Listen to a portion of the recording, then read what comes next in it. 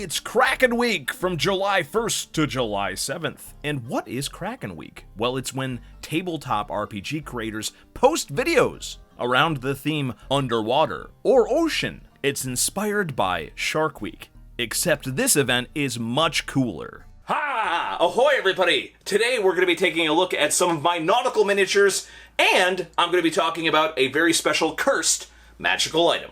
Welcome to Kraken Week, everybody. So unfortunately, I didn't have a ton of time to prepare a really cool video, but I thought it would be interesting to talk about where I got all of my aquatic / oceanic style miniatures. A lot of people ask me, where do you get so much weird stuff? And so I'll explain to you what I crafted, what I found at the Goodwill by the pound, and what I bought at clearance in various stores. And I'll even talk about some of the pre-painted stuff that I've gotten as well. First off, we have this lovely boat, which is a Goodwill by the pound find that I simply just repainted, simple paint job. It works out pretty great. And indeed, I do have a couple of styrofoam boat miniatures that I crafted myself. There's a whole video on this one that I made. It's basically just dollar store materials. So this is literally dollar store foam core, roughly shaped into a boat. Works okay. And of course, all the different miniatures from Michael's and other hobby shops. Normally, I go in every once in a while to see if there's any that are marked off on clearance. Surprisingly, all of the very good aquatic ones generally go on clearance pretty good, and you can generally find a lot of stuff. The dragons, generally you have to have a coupon for those, but in the arts and crafts stores, Aquatic Life is pretty cheap. Here are some. There's a Hasbro one on the left, and then there are two more recent WizKids translucent miniatures. Translucent miniatures that you purchase pre-painted or paint, like these two water elementals from the D&D board game.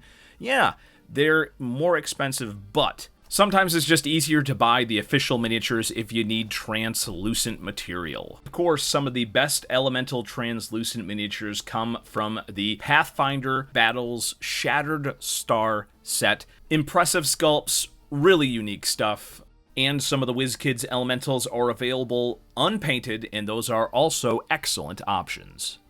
And of course, the two sharks from the Skull and Shackles set. I say these are some of the best shark miniatures out there because of the cool flying base. And of course, the bulk of my collection does feature heavily in random stuff that I found at the Goodwill by the pound, including these Reef Ripper Skylander miniatures, which work out pretty cool. They can be submarines or just automatons under the water. And these big old turtles. One of them's a Schleich turtle, and the other one's too worn down. I'm assuming that's a Schleich turtle as well. But yeah, really fun miniatures for oceanic things. Speaking of fun, the Moana one. The one on the left I painted. There's a whole video about that. And the one on the right is a translucent toy from the movie Moana. Very cool volcano god miniatures. Excellent stuff. And of course, the crown jewel of my aquatic collection of miniatures for D&D, the McFarlane Series 3 Water Dragon, I believe. The Water Clan from the McFarlane Dragons line. These dragons are always amazing. A ton of detail. Simple yet effective painting.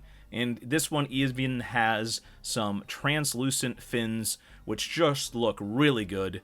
I love the design of these, and these guys are still relatively affordable. You can actually find this guy brand new for $30 if you go looking hard enough on the internet.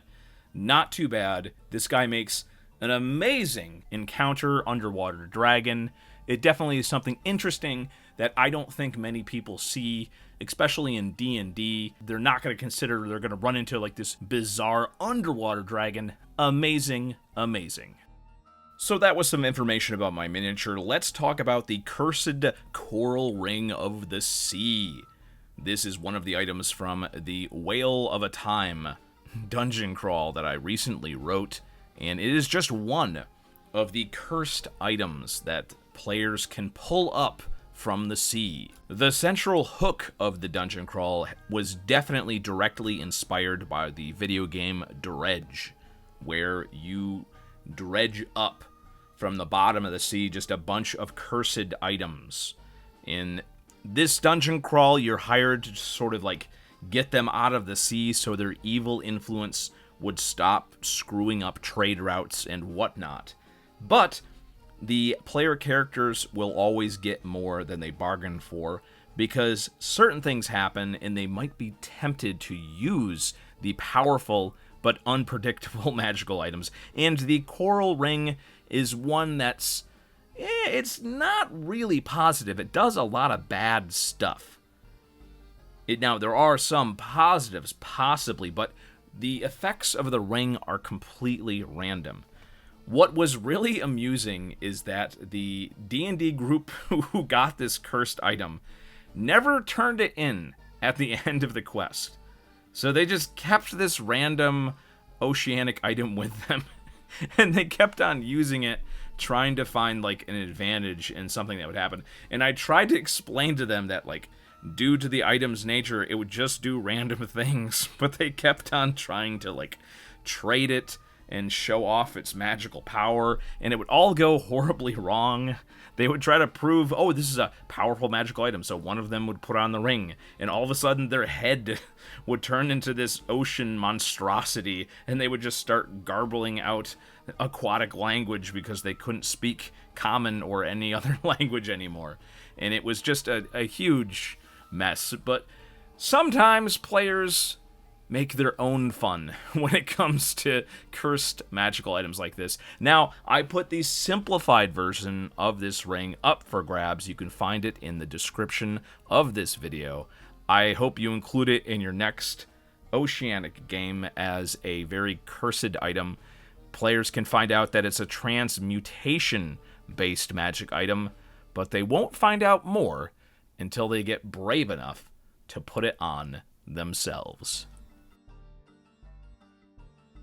Well, everybody, I hope you had fun taking a look at some of my nautical miniatures from my collection, and I hope you download the cursed ring in the description below. Smooth sailing to everybody. You know, Kringle's been taking this whole pirate thing pretty seriously, so I hope he doesn't do anything weird. Ah! Jesus, Kringle. Christ, Kringle, you have no control. You have no control over that, Kringle. Kringle, you don't have any control over that. That's dangerous. I'm gonna get hurt. Kringle, you don't look like a pirate. You look like a babushka.